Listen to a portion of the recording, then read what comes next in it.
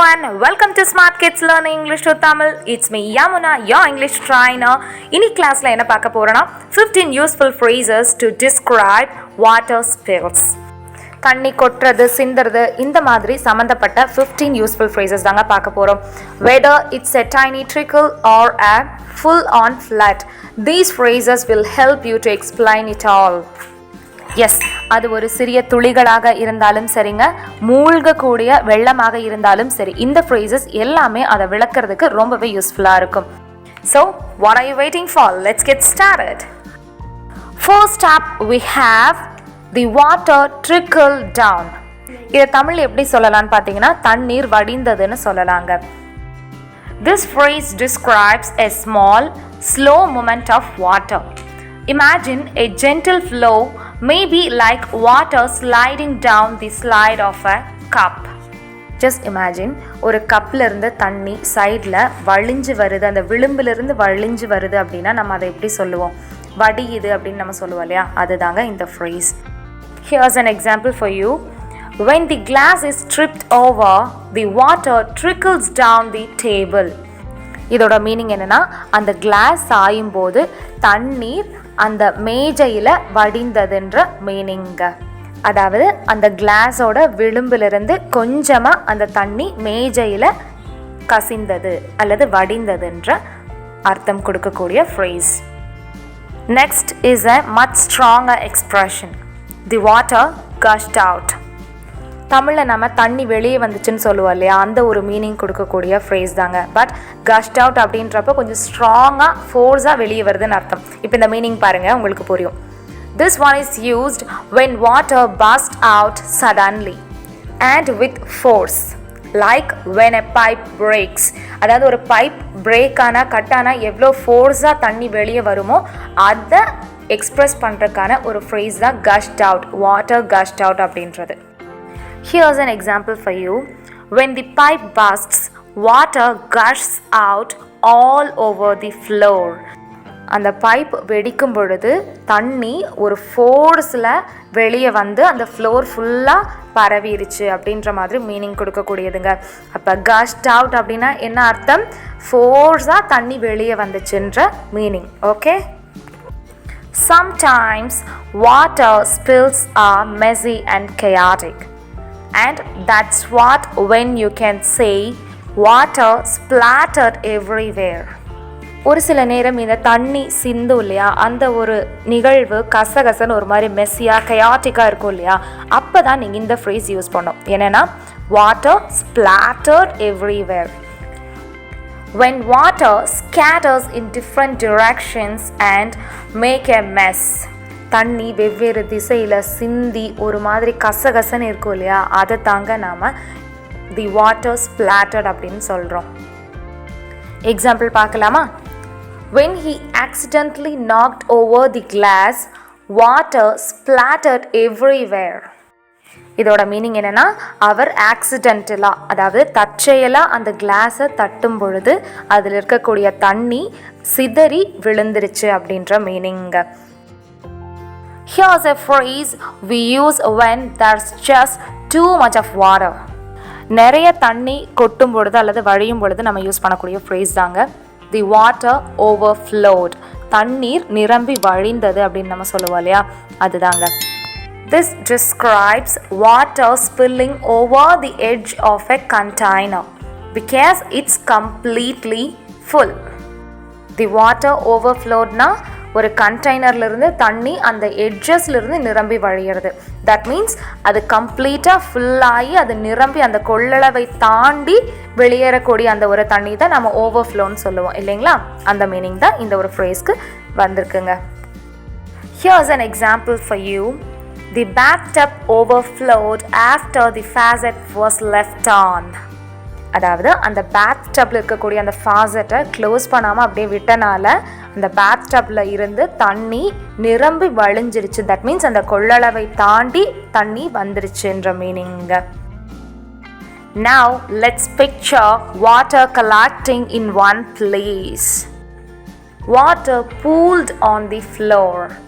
இதோட தமிழ் மீனிங் என்னன்னா தண்ணீர் தரையில் தேங்கியது, ஒரே இடத்துல கலெக்ட் ஆகி நிற்கும் இல்லையா, அதுதாங்க. வாட்டர் பூல்ட் ஆன் தி ஃப்ளோர் அப்படின்னா தண்ணீர் தரையில் தேங்கியது. This phrase describes water gathered in one spot, almost like a little puddle. அதாவது இந்த ஃப்ரேஸ் ஒரு இடத்துல தண்ணி தேங்கி ஒரு குட்டை மாதிரி தேங்கி இருக்கு அப்படின்னு நம்ம சொல்லுவோம் இல்லையா, அந்த ஒரு எக்ஸ்பிரஷனை கொடுக்கக்கூடிய ஃப்ரேஸ் தாங்க வாட்டர் பூல்ட் அப்படின்ற ஒரு phrase. Here's an example for you. After this spill, water is pooled on the kitchen floor. அதாவது தண்ணி சிந்தினதுக்கு பிறகு கிச்சன் ஃப்ளோரில் அந்த சமையலறை தரையில் தேங்கி இருந்ததுன்ற மீனிங்க.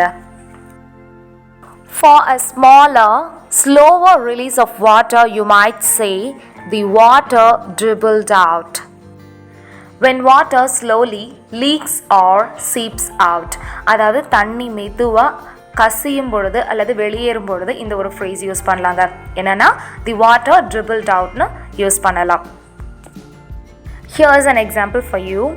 The bottle had a small crack, so water dribbled out slowly.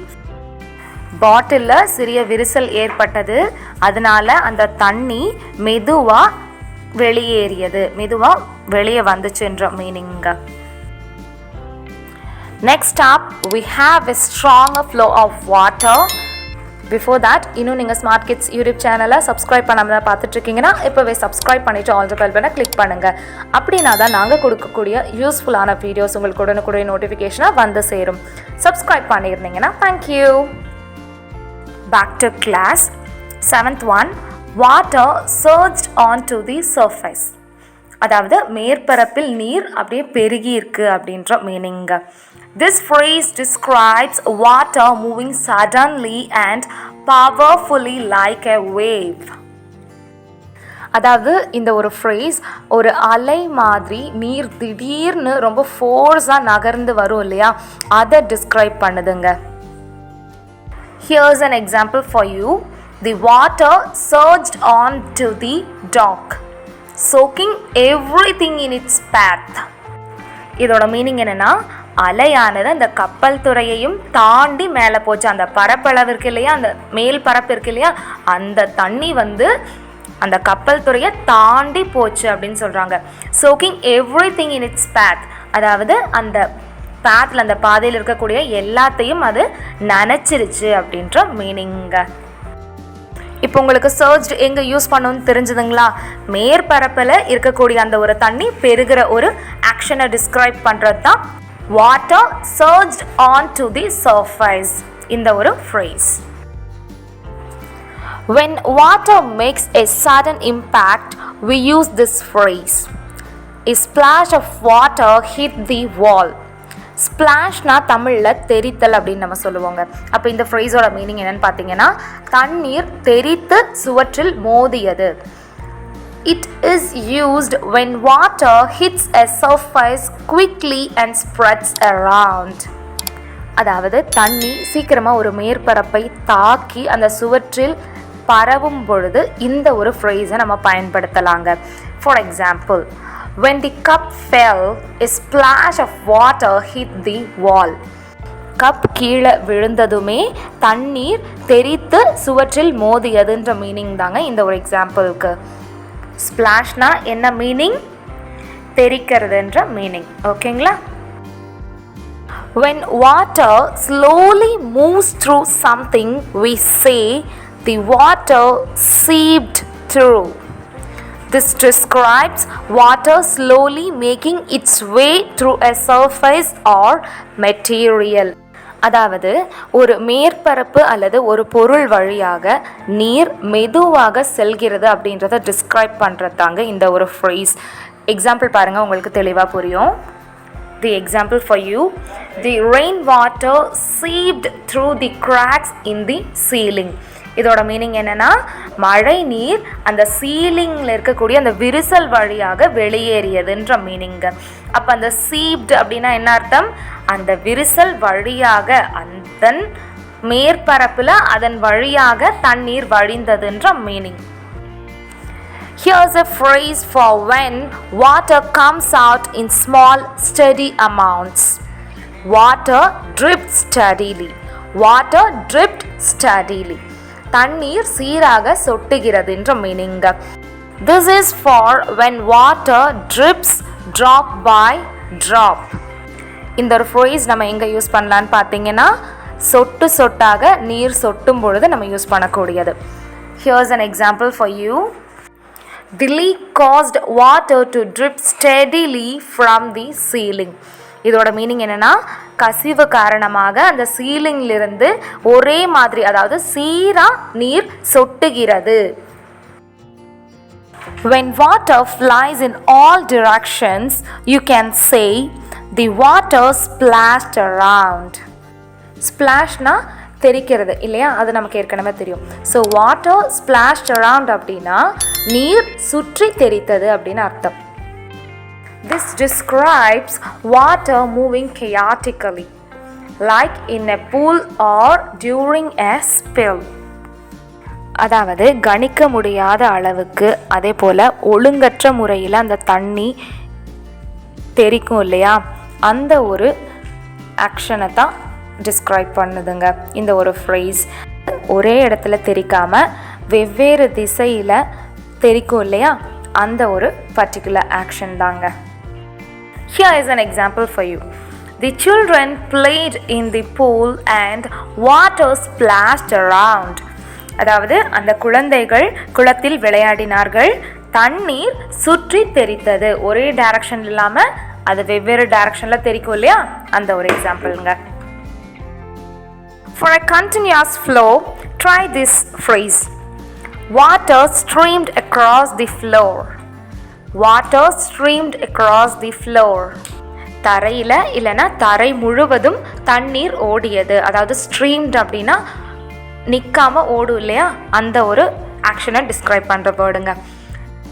Imagine water flowing smoothly across a surface like after a spill. அதாவது தண்ணி கொட்டினதுக்கப்புறம் அந்த தண்ணி அந்த தரையில் ஓடி போகும் இல்லையா, அதை இமேஜின் பண்ணி பாருங்கள், அந்த ஒரு பர்டிகுலர் ஆக்ஷன் தாங்க. Here is an example for you. After the spill, water streamed across the floor and toward the hallway. தண்ணி கொட்டினதுக்கப்புறம் தண்ணீர் தரை முழுவதும் மற்றும் அந்த நடைபாதை நோக்கி தண்ணி போச்சு ஓடி போச்சு அப்படின்ற மீனிங்க. When water spreads out rapidly, use this one. The water spread quickly. தண்ணீர் வேகமாக பரவியதுன்ற meaning. When water covers a large area in a short amount of time. அதாவது ஒரு குறுகிய நேரத்தில் தண்ணி ஒரு பெரிய பகுதியை உள்ளடக்கம் செய்யும் இல்லையா, அந்த ஒரு பர்டிகுலர் ஆக்ஷன் தாங்க. Here's an example for you. When the glass broke, the water spread quickly across the table. கண்ணாடி அந்த ஒரு கிளாஸ் உடைஞ்ச உடனே தண்ணீர் அந்த டேபிள் முழுவதும் வேகமாக பரவிடுச்சுன்ற மீனிங்க. And informal way to describe a big mess is water was all over the place. தண்ணீர் எங்கும் இருந்தது அப்படின்னு நம்ம சொல்லுவோம் இல்லையா, அதுதாங்க. This is a great for casual conversation to describe a widespread spill. அதாவது நம்ம சாதாரணமாக பேசும்போது தண்ணி ரொம்ப கொட்டி இருக்கு அப்படின்னா நம்ம இந்த ஃப்ரேஸ் யூஸ் பண்ணலாங்க. Here's an example for you. After the accident, water was all over the place in the kitchen. இதோட மீனிங் என்னன்னா அந்த ஒரு ஆக்சிடெண்ட் அதாவது ஒரு விபத்துக்கு அப்புறம் தண்ணி அந்த கிச்சன் ஃபுல்லாக பரவி இருந்துச்சுன்ற மீனிங்க. And finally, when water hits and covers multiple surface, we say the water was splashed onto everything. The water was splashed onto everything. அதாவது எல்லாவற்றிலும் தண்ணீர் ஸ்பிளாஷ் பண்ணப்பட்டது, அதாவது தெளிக்கப்பட்டது, தெரிச்சிருச்சு அப்படின்னு நம்ம சொல்லுவோம் இல்லையா, அதுதாங்க. This describes a spill where water gets everywhere, covering all sorts of surfaces. அதாவது எல்லா இடத்துலையும் தண்ணி கொட்டிருச்சு சிந்திருச்சு அப்படின்னு நம்ம சொல்லுவோம் இல்லையா, அதுதாங்க. Here is an example for you. When the jug fell, the water was splashed onto everything on the counter. அதாவது அந்த ஜக் கீழே விழுந்த உடனே தண்ணி அங்கே கவுண்டர் மேலே இருக்கிற எல்லாத்து மேலேயும் தெரிச்சிருச்சு.